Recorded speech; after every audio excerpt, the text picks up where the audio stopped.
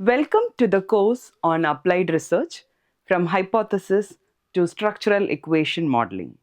In this session, we are going to learn about PLSM process, measurement models, path analysis, and components of a path model, building a path model, regression versus path analysis versus SEM.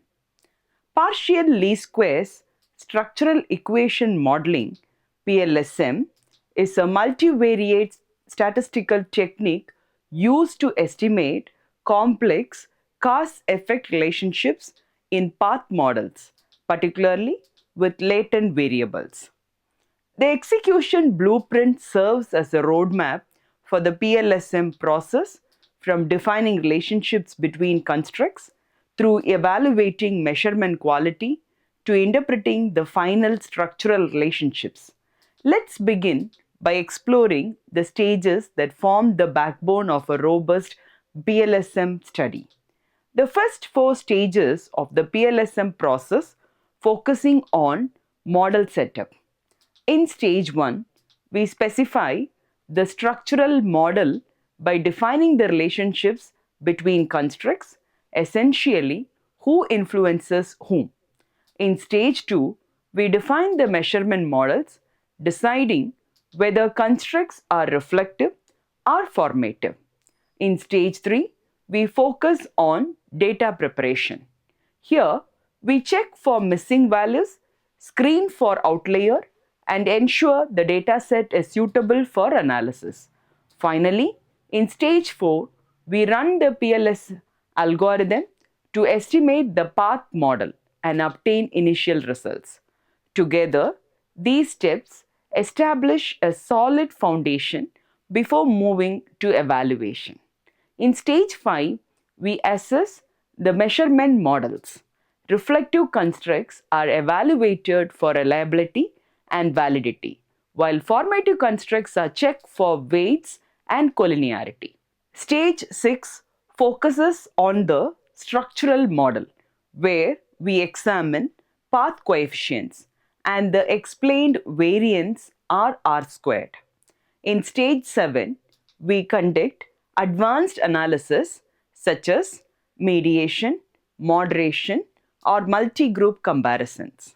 Finally, in stage 8, it involves interpreting the results and drawing theoretical and practical conclusions. These stages ensure that findings are both statistically sound and meaningful.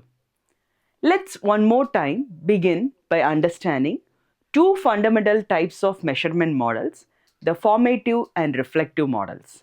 In a formative model, the indicators such as x1, x2, and x3 form or cause the construct y. The arrows point towards the construct. This means the indicators act as independent variables. The construct is the dependent variable. We estimate outer weights typically using multiple regression. In simple terms, each indicator contributes a unique piece to build the construct. For example, socio-economic status might be formed by income, education, and occupation. Now contrast is the reflective model.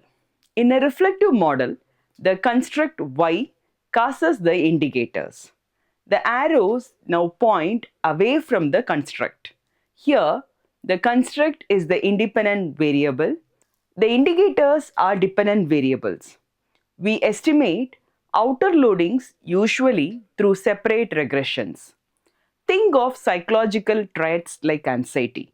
The underlying construct causes observable symptoms such as nervousness, restlessness, or rapid heartbeat. So remember, formative indicators create the construct, reflective construct creates the indicators. This distinction is critical and crucial because it determines how we estimate and interpret our model. Now that we understood the measurement models, let's move towards path analysis. Path analysis is a statistical technique used to evaluate causal models. It examines relationships between one dependent variable and two or more independent variables. The method was pioneered in 1918 by Sewell Wright, originally in genetics. Today, it is widely used in social sciences, psychology, management, and economics. However, there is a crucial caveat. Path analysis tests the validity of a causal theory, but it does not prove causation, especially without experimental data. So always remember, path analysis supports theory testing. It does not create causality on its own. Let's now walk through the typical workflow of path analysis. The process is iterative and theory driven. Step 1, theorize. Start by developing a model based on prior literature. Draw the path diagram grounded in theory, not in data exploration. Step 2, specify. Translate the diagram into statistical equations or software syntax. Step 3, estimate. Run the model, typically using maximum likelihood estimations. Step 4 is to evaluate. Examine model fit statistics such as chi-square, CFI, TLI, or RMSEA to determine how well your model represents the data. And step 5 is to modify. If needed, add or trim paths based on theoretical justifications and model indices. And here is a very important caution. Model modification must be theoretically justified. Avoid fishing for significant p-values. Data-driven changes without theory weaken the scientific credibility. So, the process is cyclical, where first you have to theorize, specify, estimate, evaluate, modify, and repeat if necessary. To understand path analysis, we first need to decode the basic building blocks of a path model. At the top, we see a construct, also called a latent variable. A construct represents a theoretical concept that cannot be measured directly. For example, concepts like satisfaction, trust, motivation, or performance capability. We cannot observe them directly. They are abstract.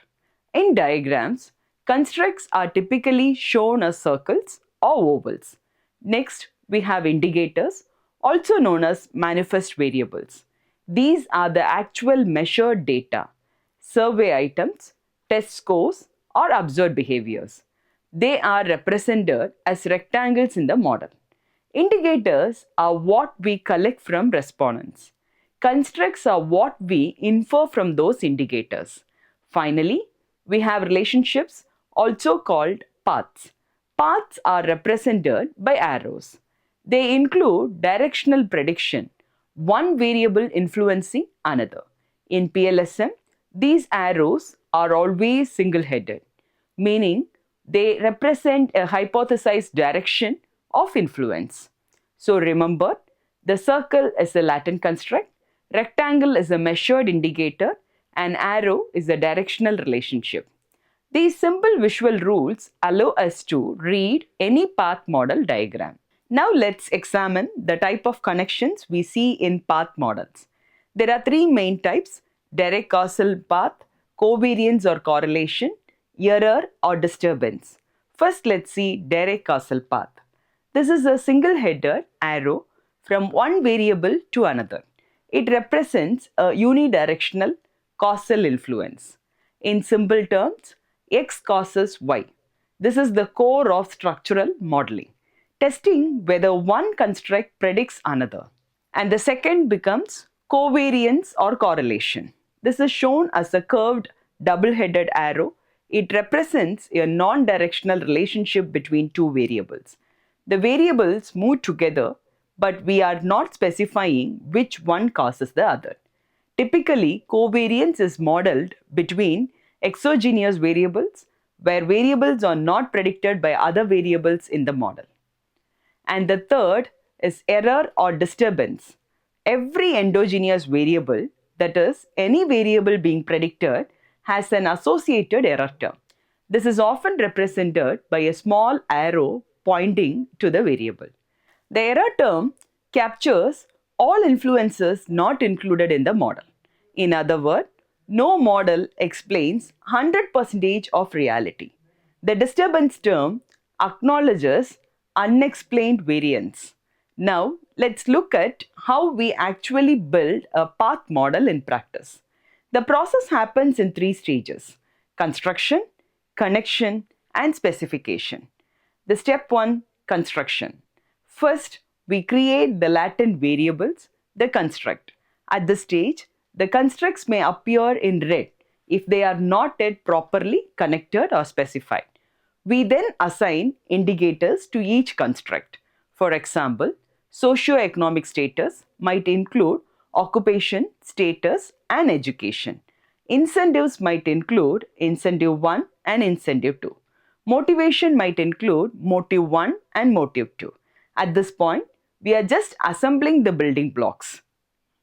And step 2 is giving connection. Next, we draw structural paths between the constructs.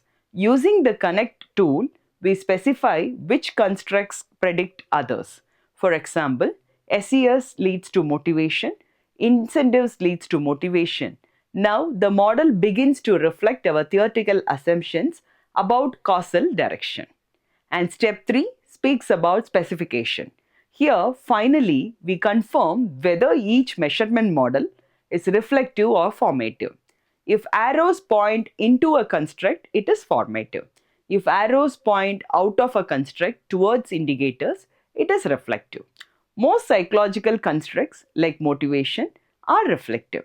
Once properly specified, the model should resemble the theoretical case study model. So, building a path model is not just drawing arrows. It is translating theory into a structured statistical representation. As models become more sophisticated, we introduce mediation and moderation. A mediator explains how or why an effect occurs. In this example, SES and incentives influence motivation. Motivation then influences productivity. Motivation transmits the effect from the antecedents to the outcome.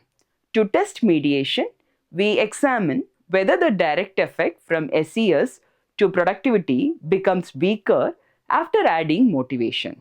If it does, motivation is functioning as a mediator. So think of mediation as a bridge between cause and outcome. Moderation answers a different question.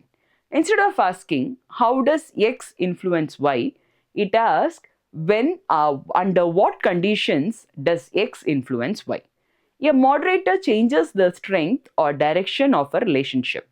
In the diagram, the interaction term shown as A multiplied by M affects motivation.